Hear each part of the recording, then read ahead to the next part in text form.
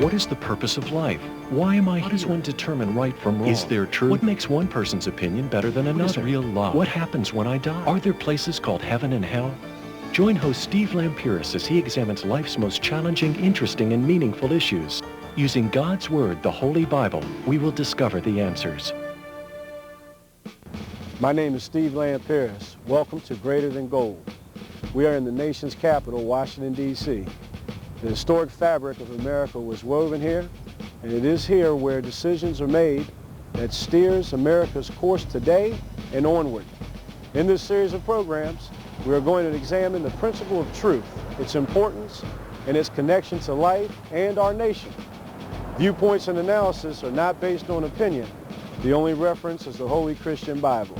The Holy Bible is the truth because it is the very personification of Jesus Christ, himself who said, "I am the way, the truth, and the life." Anytime we learn something from the Holy Bible, we have ultimate truth. It is not guesswork, it is the total truth. Abortion, is it currently legal? Do you think it is morally right? Well, I'm Catholic, and we're taught that it's not. Currently abortion is legal, but is it morally right? No, Why? because it's murdering life. I think it has something to do with it because nobody puts very much value on life these days. Currently abortion is legal, but is it morally right? No. Why?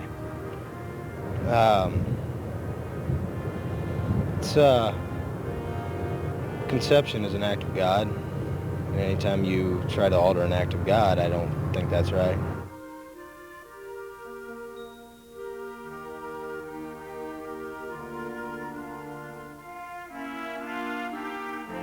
The truth about the right of abortion. Pro-choice supporters always chant that abortion is a woman's right. Is this true? Abortion may be legal, but it is not biblical, nor is it constitutional, nor is it sane, because it is contrary to the right of life. Therefore, it is null and void. In a republic such as ours, the law of God must always supersede any man-made law that is contrary to the truth of God's Word. The Holy Bible is very clear. Thou shalt not kill. Thou shalt love thy neighbor as thyself. The same words that are used to describe the child in the womb and outside the womb are the same. In Jeremiah 1, we read, "Before thou camest forth out of the womb, I, meaning the Lord, sanctified thee, and I ordained thee a prophet unto the nations." God creates, sustains, and takes life, no one else.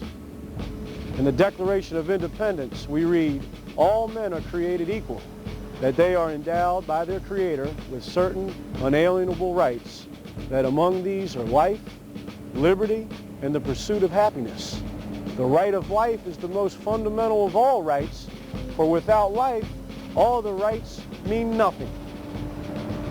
If the right of abortion was such a sound, treasured right as pro-choice supporters lead us to believe, just make the right of abortion legal for one group of people, say black people, and make it illegal for everyone else.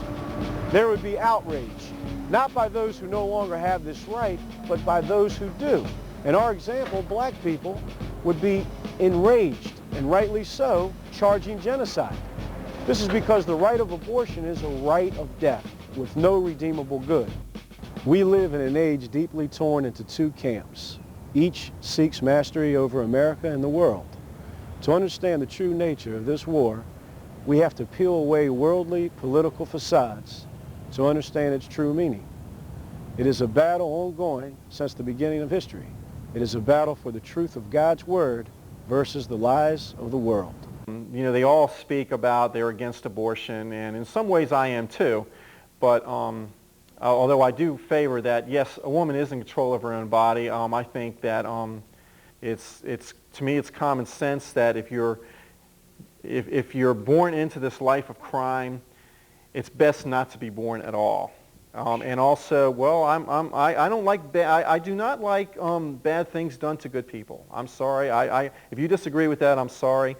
But I can speak for myself as a victim of a violent crime fairly recently, And I know that there's a lot of hopelessness out there, and mothers taking crack and alcohol.